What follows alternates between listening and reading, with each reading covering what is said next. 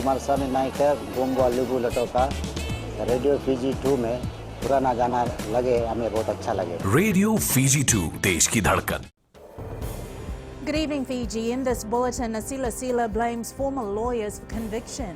More safe houses needed for victims of gender-based violence. And Elections Office awaits update from NFP.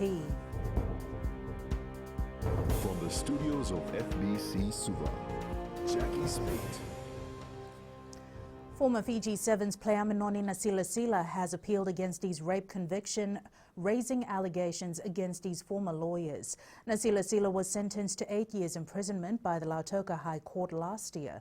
Pranita Prakash with the details. Lautoka lawyer Mosese Naivalu is representing Nasila Sila in the appeals matter. He informed the court that they have filed submissions on the amended grounds. It was claimed in court that Nasila Sila's former defense team had failed to tender some documents, including Facebook messages between his client and the victim during the trial. He also informed the court that Nasila Sila and the victim were allegedly in contact for 19 months. The appeals court has given the trial counsel 3 weeks to respond to the allegations, while Naivalu has been given 2 weeks to respond. Nasila Sila had raped a 24-year-old woman in Olosara, Singatoka on December 22nd in 2018. The matter has been adjourned to November 3rd. Pranita Prakash, FBC News. Women, Children and Poverty Alleviation, Mereseni Vuniwanga, says key stakeholders need to work together to address the issue of gender-based violence. So far this year, there have been 1,545 assaults reported against women. Opening consultations on guidelines for safe houses, Vuniwanga says the government cannot do it alone. Vinina Rakautonga has more. Making shelters widely available and accessible for victims of gender-based violence is a priority for UN Women and NGOs in Fiji. Shelters are a critical component of a holistic response to survivors. Shelters provide a form of secure accommodation for survivors, providing essential aspects of protection. United Nations Women Program Specialist Abigail Erickson says the workshop will provide guidelines and ensure there is equal access to shelter services. So we're really hoping that this workshop can help address the issue of violence against women and girls, one, by continuing to talk about it and look at how we can work together to solve the problem. Shelter organizations from across the country were present at the workshop, giving their input on what guidelines and standards work best for Fiji. So we're really looking at all these critical issues and ensuring that we've got the feedback and really the engagement of those who provide this service day to day. The two-day workshop will also address operational aspects of shelters and the minimum standards of care. Fiji has already seen a spike in gender-based violence in 2020. Venina Rakautonga, FBC News. The Fijian Elections Office is still waiting to hear back from the National Federation Party on whether they have appointed a new auditor. The party has been referred to the Fiji Independent Commission Against Corruption after irregularities were found in their 2018 audited account. Registrar of Political Parties Mohammed Saneem had said that the discrepancies in the financial disclosures also resulted in a breach of the Political Parties Act. The party's 2018 audited report was signed off by Parker's Chartered Accountants Fiji Pte Limited, an independent liability company. However, the company is not an approved auditor under the Fiji Institute of Accountants Act and therefore not entitled to issue any audit opinions. Saneem says the total source of the party's funding in the audited financial statement is overstated by $103,032. The National Federation Party, we have invited the party to appoint an auditor and advisors, and we are awaiting such advice. NFP has to submit the audited financial report as required under the Political Parties Act within 30 days of the appointment of the auditor. 61% of farming households are in rural areas with limited access to basic financial services.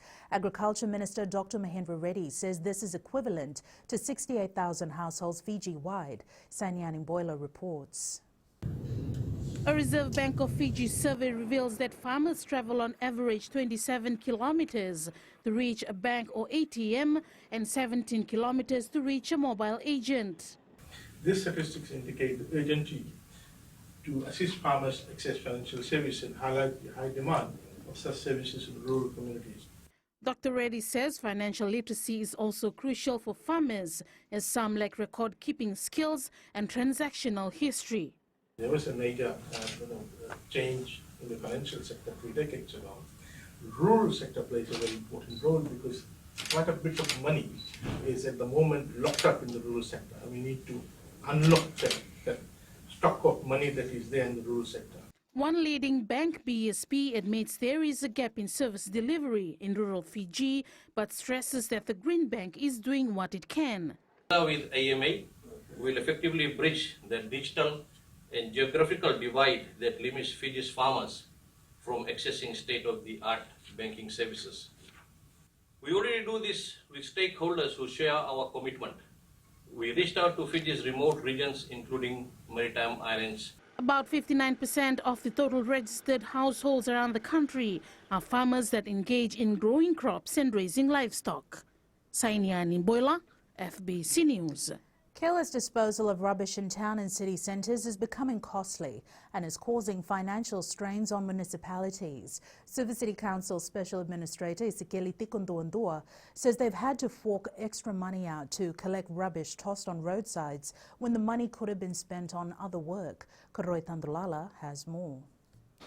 Addressing the Environment Volunteer Leaders Forum this morning, Tikunduandua says Fijians must be responsible when disposing their rubbish. Now, what we're doing over here is extra. It's outside those areas, especially when we go out and collect this refuse that's left all over the road.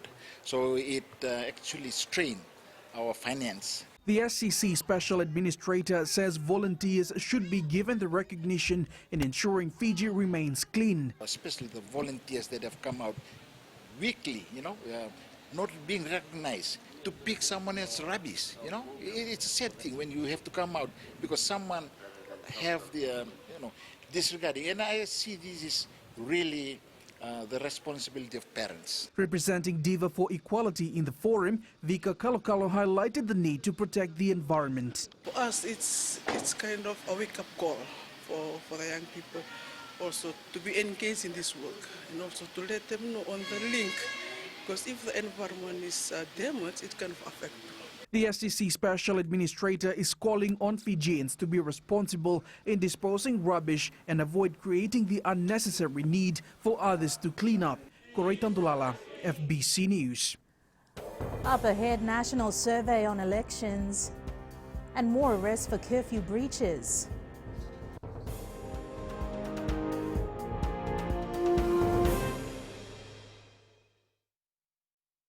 मैं तो दिल्ली में रहता हूँ और radio Fiji रोज सुनता हूँ. Radio Fiji 2 देश की धड़कन.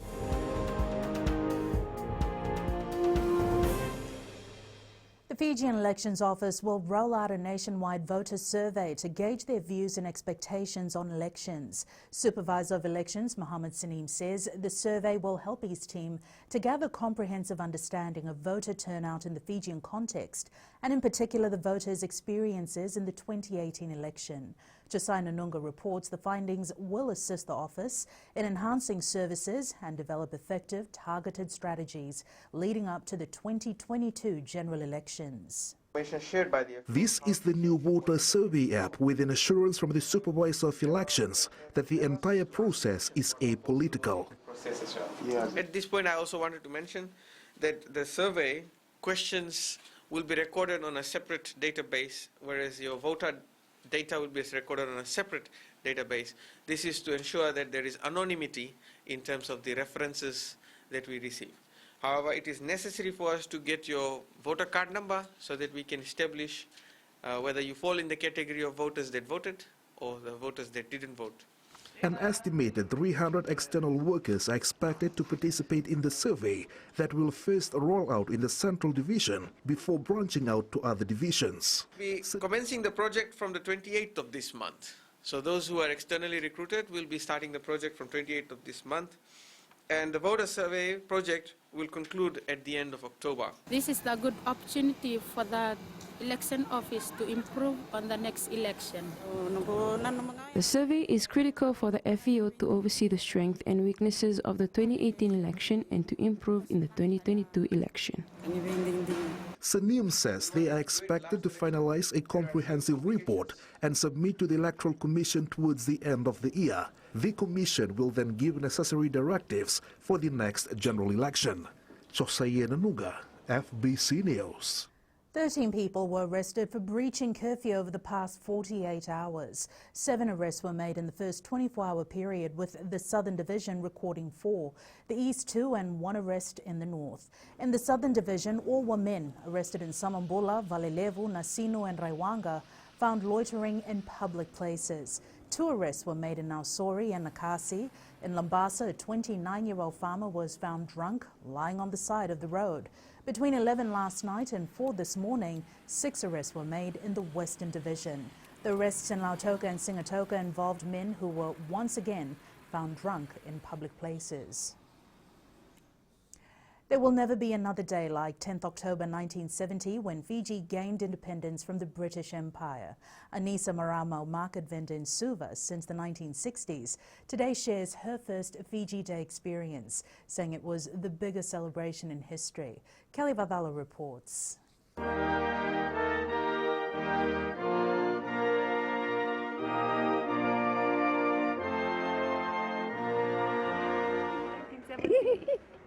'87-year-old Anissa Marama vividly remembers the hype at the market and the level of excitement the royal visit brought. Marama says everyone from all backgrounds had a role in the celebrations. I already had a stall at the market by then with my husband. He passed away years ago, but I still remember how he was hyping me up to put up the flags, to get our children dressed, and to help clean the place because Prince Charles was coming. Marama from Nasavu Naitang series says 50 years ago, as Fiji became independent, people from all races, cultures and traditions became one. It was one of the happiest moments in my life, a highlight that I always tell my grandchildren. Every main street leading up to the Albert Park was full. There were children waving on the roadside. There were men drinking Angona. A successful vendor over the years, Marama says becoming a republic has made Fiji stronger. That day involved every person from royalty, chiefs, government officials, anyone and everyone. I was fortunate to witness such an event. Fiji will be celebrating its 50 years since Prince Charles handed the instrument of independence to the then Prime Minister Ratu Sir Kamesese Mara. Kelly Vadala, FBC News.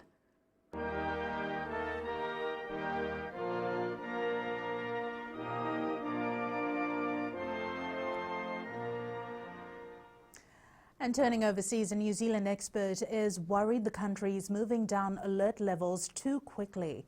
Restrictions will be eased in many parts of the country from Monday. And it's business time now with Whitney. Thanks, Jackie. Coming up in business tonight, service industry loses hundreds of millions of dollars. And in growing Fiji, Poplar Cafe goes fully organic. Stay with us.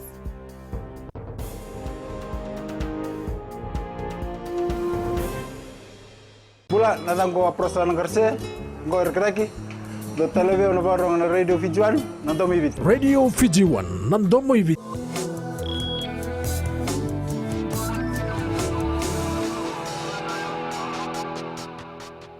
There was a decrease of over 90% or more than $820 million in the total of export of services in June when compared to a year earlier. The Fiji Bureau of Statistics highlights the decline was due to a decrease of over $525 million in travel services because of lower tourist arrivals. Transportation services also recorded a decrease of $234 million because of decline in air travel. Government services suffered because of a drop in funds received from international agencies based in Fiji. A decrease of over $172 million was also noted in the total imports of services. As OPEC celebrates its 60th anniversary, the group warns that oil demand will fall more steeply this year than previously forecast due to the coronavirus. The group also warns the recovery will be slower than expected next year. We now join Sharon from HFC Bank with the latest from the money market. This should be a busy week for currencies with 3 monetary policy announcements, labour market numbers, new GDP figures for New Zealand, and a number of inflation reports scheduled for release. New Zealand is set to record its sharpest quarterly contraction and officially enter recession when it releases its second quarter economic data this week. Their GDP is expected to fall 13.3% year-on-year, putting New Zealand in its first technical recession since 2010.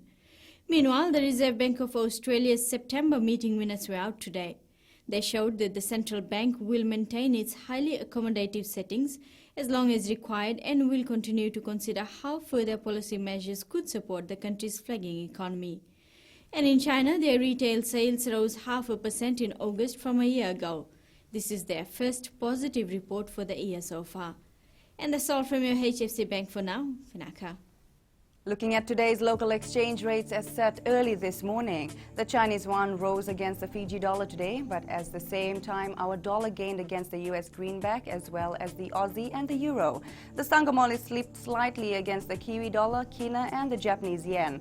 Commodities were mixed. Crude oil prices fell slightly to just above $37 per barrel. Gold was up at $1,957 per ounce and silver rose to $27.23 an ounce. Eileen Chut's love for nature has seen her turn idle land into a huge organic farm supplying produce to her business, Bulacino Cafe. The farm-to-table concept is a literal practice for the cafe, which runs one of the largest organic farms in Vatualevu, Nandi. Details with Felipe Nacaso.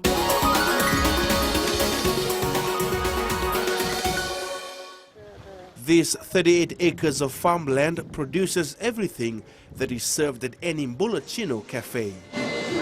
So then I found this spot in Vatualevu, and that used to be a sugarcane plantation at that time.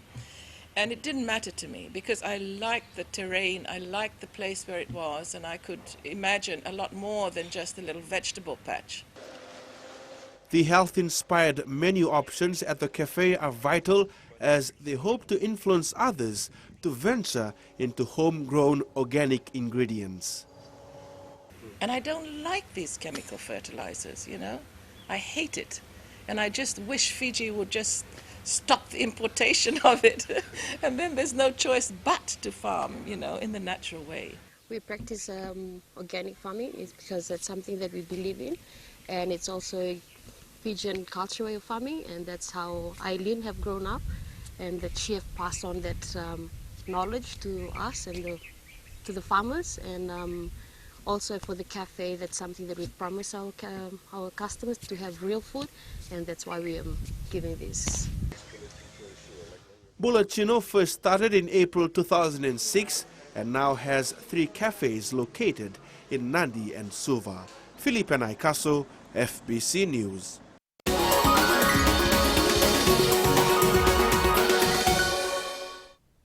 And that's it from Business Tonight. We now join Jamie with the latest in sports. Whitney, and good evening in sports tonight. Babe ecstatic about return of rugby sevens. A new cricket team out of Nausori. This and more coming up.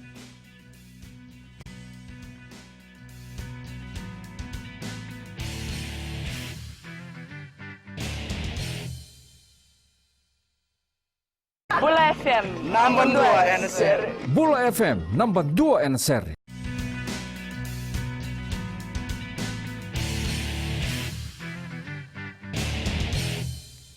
Fiji Sevens head coach Gareth Baber is pleased with how his national squad members are performing in the Skipper Cup, while players like Melinda Nalangi and Napoleon Ratu are making an impact for their respective teams. Baber is excited that Fiji will return to some sevens action from next week. The national coach says he can't wait to see the talent on display at the Fiji Beramara Sevens, which starts next Thursday.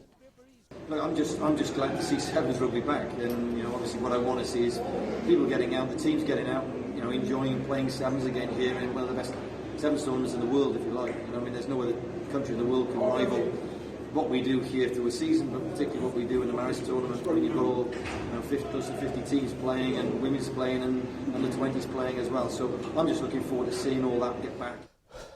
Nritambua Cavaliers star player Kemueli Naraitambua is adamant in his pursuit of playing for the national sevens team. The Naivithula Wainimbuka native gave up his studies at the Fiji National University last year to chase the white jersey, and the 24-year-old believes the 44th Fiji Biramaris Sevens next week will take him a step closer to achieving his dream. Karlani Tavi has more. Giving up his studies to take up rugby has paid off for Kemueli Naraitambua. I was studying forestry at FNU when I decided to give up my studies to pursue my rugby career. I knew that if I didn't pursue it now, I would later regret it. So I took a leap of faith, and it is slowly falling into place. Playing rugby has always been a childhood dream for Naraitambua, and he knows how important his performance during the Maris Sevens next week will be. Growing up and watching those sevens players on the television, I knew that this was something that I wanted to do. I took part in any rugby tournament that came my way and was able to join the police sevens team. But the aim is to join the sevens team, and hopefully I could showcase my talent during the Maris Sevens. Head coach Chopingalia believes if they prepare well, the Cavaliers can reach the playoffs. The best team going to win their pool. The well-prepared and best prepared team, they're going to win for their pool. So if we prepared well, we can win for our pool. The Nritambua Cavaliers are in Pool 3 with Dominion Brothers, Newborn Wembasanga and the Waimaro Young Boys at the Maris Sevens, scheduled to start next Thursday at ANZ Stadium in Suva. Karlini Tavi, FBC Sports. Masibe Sindakuanga could earn himself a call-up by flying Fijians coach Vern Cotter for the Autumn Nations Cup tournament with his current form. The Tahi Touch Rugby Club is all revved up for the Suva Touch Rugby competition that began last week. The family-oriented club has been actively participating in competitions and are eager to have more of its players earn a place in the national team. Karolaini Tavi has more. Improving the skills of its players is something that the club hopes to achieve during the 8-week tournament. Mainly is for our children, and we try and build their skills in touch rugby, and it's mostly Rutumans and Fijians. We welcome other races into our clubs. Being part of the Suva Touch Rugby competition is a step closer for team members to reach their aim to become national level players. Last year we had a few of our kids joined the cover competition that was held in Pacific Harbour, and some went to SPG games, went through to the SPG games. That's why, as proud parents, all the parents here are so proud, and that's what we're looking for our kids to reach that Fiji team level. Suva Touch Rugby Association Vice President Savanatha Vodea says the positive response supports his plans to roll out future tournaments. This season was very surprising for us. We have 43 teams registered this season. There's about 18 in the men's category. There's 9 in the mix, 7 in the women's, and another 9 in the Masters 30s. The 8-week program continues at the University of the South Pacific grounds this Saturday. Karlini Tavi, FBC Sports. Mental fitness is a key area for the Food City Reo football side in its bid to win the 2020 Vodafone Premier League title. The Delta Tigers are set to face Lambasa this weekend, but no, it will not be an easy encounter going up against the champions from the north. Though the Mbambasing Lions have had mixed results in the last few rounds of competition, head coach Marika Rondu knows it's still anyone's game. Physical fitness, it's okay. Mentally, we need to just keep touching on the boys, where they stay focused on the objective of the year, and we will play Lambasa next week. Cricket Fiji is pleased that its development efforts are slowly paying off. This after the formation of a new women's cricket team in Nausori. Aquila with more details. The challenges of the pandemic have failed to deter Cricket Fiji's development efforts, which is evident in the formation of a new team from Nausori. Most of them, they play netball, And in Nosori, there's also a Nosori athletics team. So these girls are part of this netball and athletics team as well. So it's not difficult to form the team. This team has a Japanese touch to it. The team is called Nosori Machides. Machides is a Japanese word which literally means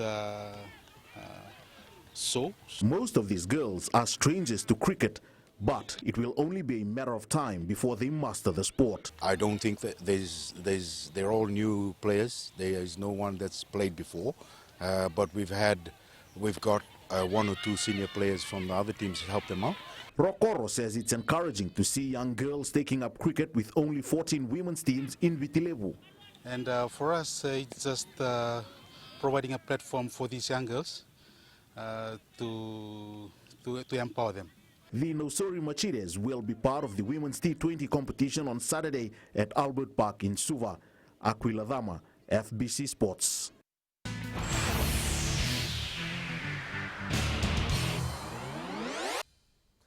In play of the day, flying Fijians winger Filippo Nakosi failed to find the try line for Castres in their 16-22 loss to Stade Francais. However, it was Nakosi's try-saving tackle on Arthur Koval that was the highlight of the match.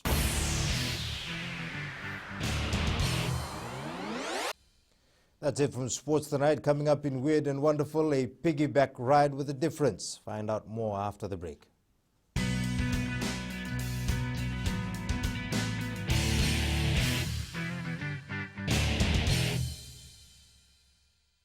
Hi, Bula. I'm Selai from Nandi. I love Gold FM, only the classic hits. Gold FM, only the classic hits.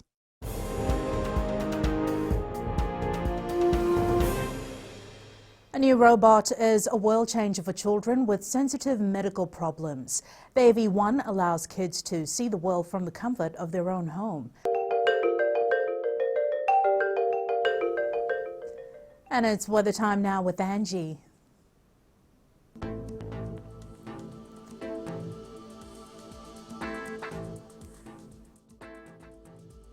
Good evening and welcome to the weather world. The weather is actually quite in the middle. It's sunny for a bit, then rain comes on and the pattern continues. Well, we all have our days and so does this September weather. Moving on to the other centers, in the west, the rain clouds are sitting idly, not even showering. Eastwards from Peck Harbour to Suva, the weather system indicates evening showers after on and off ones. And up north, it has lost its rainy energy, so we can expect some finer weather tonight and into tomorrow morning. At sea, southeast winds 15 to 20 knots, moderate to rough seas. Turning to the tides, low tide at 10:51 p.m. with high tide at 5:02 a.m. Sunrise at 6:01. For tomorrow, the main front of the morning will be quite cool with some rain elements, but that will clear off. Tomorrow's temps, Lambasa will be warm at 32 degrees, and as night pulls up, it will turn to 32 degrees. Hot and cold story going on there. And looking further on to Thursday, just patchy falls. Otherwise, the day looks good and ready to roll on. That's all I have from this end. It's back to Jackie. Thanks so much for that, Angie. In Fiji Pulse, we asked, do you think Fiji is doing a good job in vaccinating the population? Yeah, it's covering up, coming well. Yeah, it's good. Everybody should do that because it's a cure for the sickness. They are doing a great job. However, if they can only prioritize the villages more. That's very good. They're doing that for the safety for the children, you know.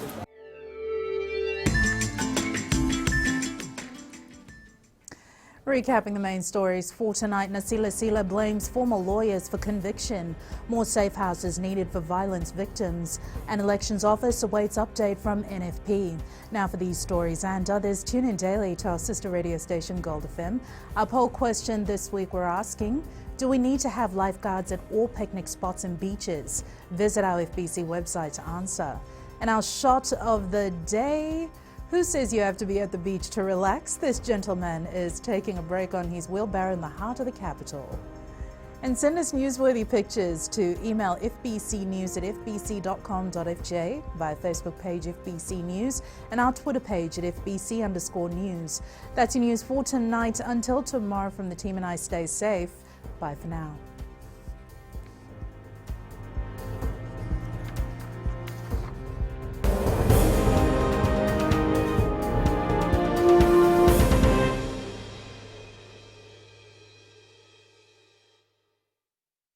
Bula FM number 2 NSR.